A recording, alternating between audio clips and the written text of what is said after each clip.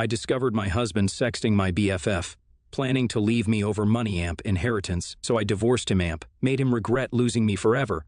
I, female 40, my husband, Jake, male 42, and my BFF, Carla, female 39, have all been friends since grade school. We grew up together and kept in touch throughout college, and when I began dating my husband, as we both went to the same college. Jake and I have been married for 10 years now, and for the most part, it's been a great marriage. Jake didn't grow up with much, and he tends to be very poor with financially planning things out, kind of a buys first, budgets never kind of guy. He does earn a decent amount as a retail manager, but he spends like his entire paycheck needs to be used up. I, on the other hand, grew up in a wealthy neighborhood, and my family has a lot of money. I also don't flaunt my wealth, including in front of friends and/or my husband. The only help I've taken from my parents is to pay for my college education and to get a STEM job that pays well. I could live a lot more luxuriously, but I've always just saved a huge chunk of my money because I want an easy retirement. That means I tend to buy stuff at discounts and through coupons. I wear my clothes until they can't be worn, and I use an older iPhone instead of the newest model. I also don't expect my parents to leave me all their wealth, and I've been very open about telling them that they should donate it to charities in various estates. This has been the main source of friction in our relationship, as Jake tends to use our joint savings for these stupid purchases he tries to sell as good for us. Like once, he bought a vintage car on impulse as he was driving and saw it on somebody's lawn. He said he was going to flip it and sell it for a profit, but the car's just been an unfinished project. Despite this behavior and my repeated confrontations, Jake is great in all other aspects. I have tried to clearly communicate to him that he shouldn't get used to a crazy lifestyle because I'm not going to blow through my savings, and well, he doesn't have any. He also recently found out that I won't be expecting an inheritance, and he said that it would be a great help for us as a couple. I get where he's coming from, since an inheritance from my family would likely be in the millions, and he is making points that are like, oh, we can never worry about money again, and things like that. But the point is, I don't think we, or at least I, would need it, and it would be much better if it went to a better place. Of course, it is entirely up to my parents, but Jake feels like I should actively push for more details on Dad's will and how much we'll be getting without being too rude.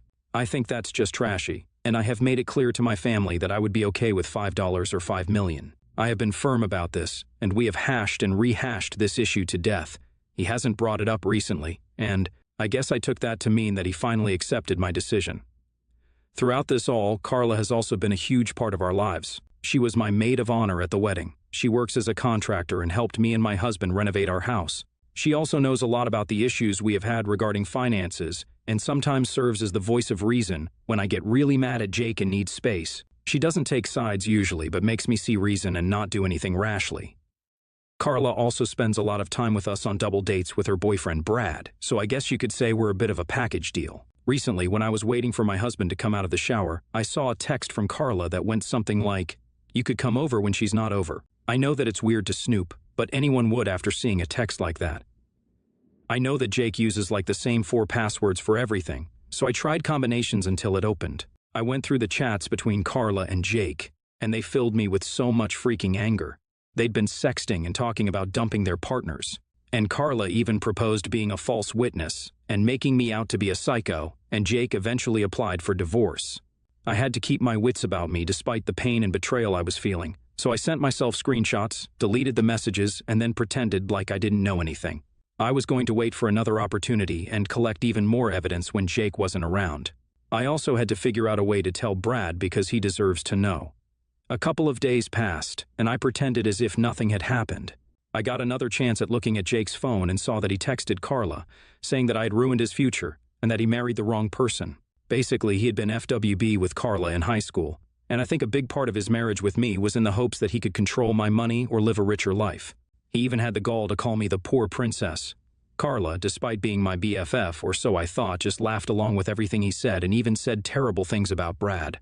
They were also planning on getting Jake to file for divorce and get a substantial sum in alimony, with Carla acting as a witness. They're both terrible people, and from what I could tell from the chats, this affair has been going on for about 2 years.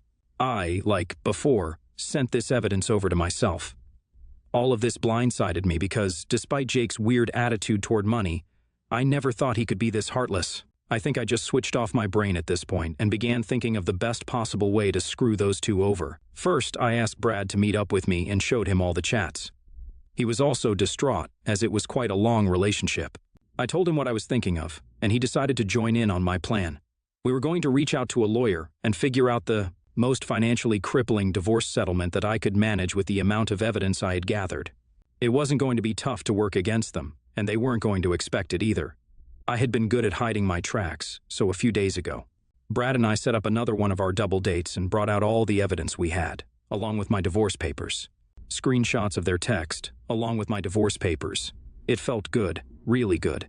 They begged, pleaded, and eventually Carla went into hysterics while Brad just watched on, sipping his drink. Someone even recorded the whole thing, and it's on the internet forever now. Jake tried to guilt trip me and talked about the good times we have and how he only stooped to this because he wasn't feeling satisfied with my way of living. Instead of talking to me, though, he decided to go to someone else so he can join Carla in hell for all I care. Now, I know I'm not the asshole for filing for divorce, but I do wonder if my behavior afterward was a little childish. I felt like I was just being spiteful and wasn't processing my hurt in a healthy way. I want nothing to do with Jake and Carla anymore, but was the way I confronted them and kind of wrote Brad into the process too much? Update, sorry about posting this immediately, as the divorce proceedings were still ongoing. Since then, Brad kicked Carla to the curb, and he's happily single. Carla has lost a lot of clients because of the video. I've gotten the house and all of our joint assets. I spent it all on kind of irresponsible stuff just to spite him. I could afford to because the money wasn't even something I needed. I spent it on my hobbies, clothes, and whatever the hell I wanted. My family has been amazing through the divorce, too. It may seem kind of petty, but they've been taking me on a lot of exotic adventures and to fancy places. And I've indulged a little by posting all of this on social media, just as a kind of passive-aggressive jibe about them. My mutual friends told me that Carla and Jay are now living together in a studio apartment, and because of the way Jake is with money, they're constantly at each other's throats. I have taken the time myself to be single, though, and I'm enjoying it immensely. Update 2. Jake reached out to me a few days back, saying he had made a terrible mistake and wanted to give things another shot. I was very, very cautious about this whole interaction and left him on scene. I had been no contact with him for a while, and a lot of our common friends had also cut him off. But I found out from a few who still kept in touch with him that he had been dumped by Carla. Turns out he went too far with his behavior, and Carla had had enough. She's moved upstate and started a new business. Jake, meanwhile, is now living alone and has gotten massive credit card debt. A few people who cut him off told me that he had reached out to them before texting me to ask for some money, basically by talking about how sad his life is and trying to guilt trip a few dollars out of them. I've gone through your comments and I know that I was in the right. I can be a little passive-aggressive because, I'll be frank, this man doesn't deserve any better, so I texted back, saying that I was done being his personal ATM and that he had the gall to call me poor princess, even though I made 3 times what he did. Just because I didn't blow through my money or tell everyone how much I was making. I then blocked him. Not the asshole at all, OP. I am shocked that someone could be so calculating about just using a person like this. You didn't do anything wrong by making the confrontation public or about enjoying your newfound freedom. Not the asshole, but it's kind of weird that you started flaunting money and changing your principles just to get back at your ex-husband. It feels like you were still hung up on the trauma of the betrayal. And I suggest you think about how to move forward. From the way you talk about your relationship with Jake, it's pretty clear that the issue of finances has been a red flag for some time. And it's crazy that you probably wouldn't have divorced him unless you found out about the affair. Next story. I, 40, female, have 4 siblings. Between the 5 of us, my parents have 9 grandchildren. While we were at my parents' house for dinner and for the kids to get their presents from them, in the middle of handing out their presents to everyone, they gave my nieces, Monica and Jill, a big box and said that this present was from them and my sister and brother-in-law, and it was something they were going to have to share. They opened it up, and it was a PlayStation 5. Many of my nieces and nephews were upset and jealous over the girls' present, and rightfully so. My parents tried to explain that the girls had already expressed interest in sharing one, and that their parents asked for help. So instead of the girls getting 2 or 3 presents like everyone else, my parents put what they would have spent on the girls toward the console and their parents paid the rest. I called BS on my parents and told them they just showed all the kids who their favorite grandchildren were. My parents said that wasn't true. They didn't spend any more on the girls than they did on anyone else, and if there were big purchases we wanted to get the kids, they would have helped. And that would have been their gifts to them. I told them I didn't buy that one bit or else they would have offered to help instead of waiting to be asked. And more importantly, they wouldn't have gifted it to the girls in front of everyone. Besides, kids don't offer to share things like that. They said that they thought it best to do it there so they could put it into context for all the grandchildren, instead of risking the girls saying that they got it from Grammy and Pops. We argued about it, and I took my kids and left. My parents have been trying to call me since Sunday to talk, and my husband thinks I should hear them out. One of my siblings is mad at me because now their kids are all upset because they believed me when I called out our parents favoring Monica and Jill.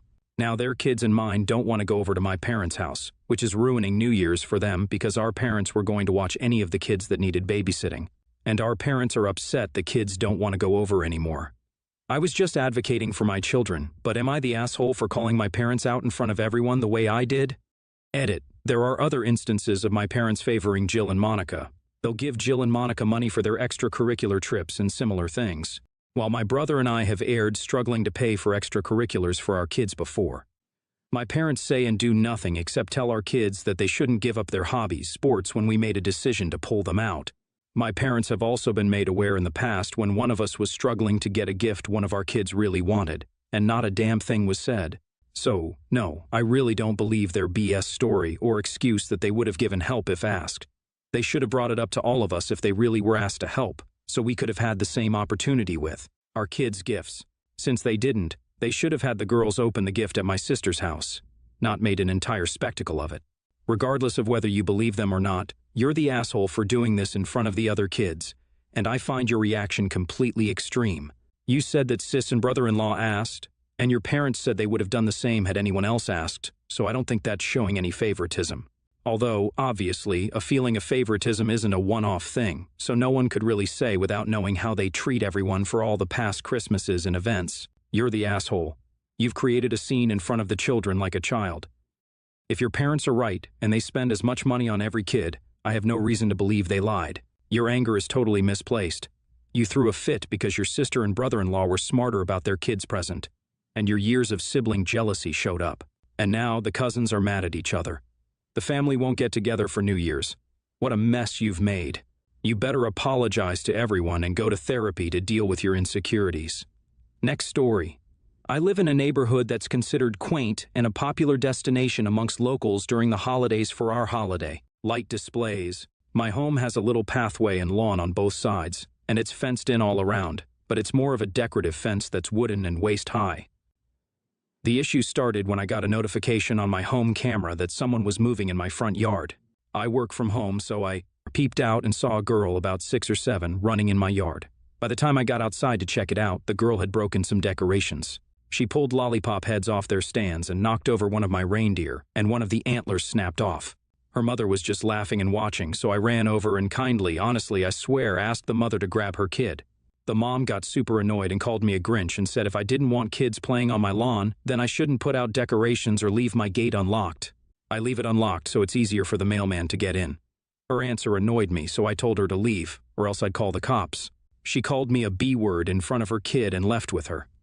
I was so mad. I did lock my gate in case she came back. Lo and behold, she returned. And this time I caught her on camera lifting her kid up and over the fence on purpose. I didn't feel like going out and having an argument with the lady again, so I ended up just calling the cops, saying there were trespassers on my property. By the time they came, her daughter had trashed some of my inflatables. The cops told her pretty nicely to leave, but the mother got in their faces and started yelling. It caused a bit of a scene, and I ended up coming out.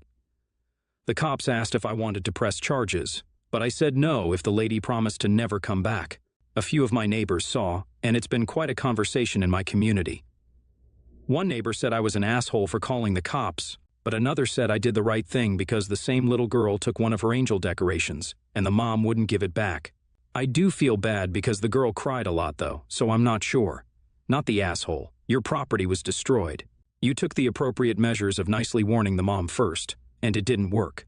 I'm sure even the neighbor who thought you did the wrong thing would feel differently when the mom and daughter decided to make their yard their own personal playground after trashing yours. The fact that the mom lost her cool and yelled in the face of the cops when they showed up proves that you weren't dealing with someone who could be rational or calm about it. I would have pressed charges. Absolutely not the asshole.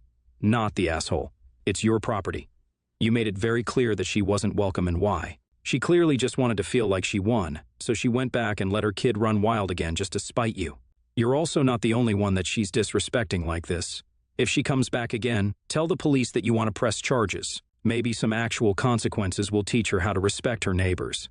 It's a shame that the kid got caught up in it, but that's not your problem, not the asshole. Our baseline for spreading holiday cheer is allowing kids to destroy our property, and the expectation is now that we must lock gates, otherwise we are inviting trespassers? Please, what a nightmare neighbor. In my neighborhood, most don't have locking gates. Fences, our holiday decor goes up, and no one touches it. No one comes into our property yard without valid reason, and we reciprocate in kind. Let any neighbor who calls you an asshole know you will happily let that mom know they disagree with you and recommend she unleash her child on their property.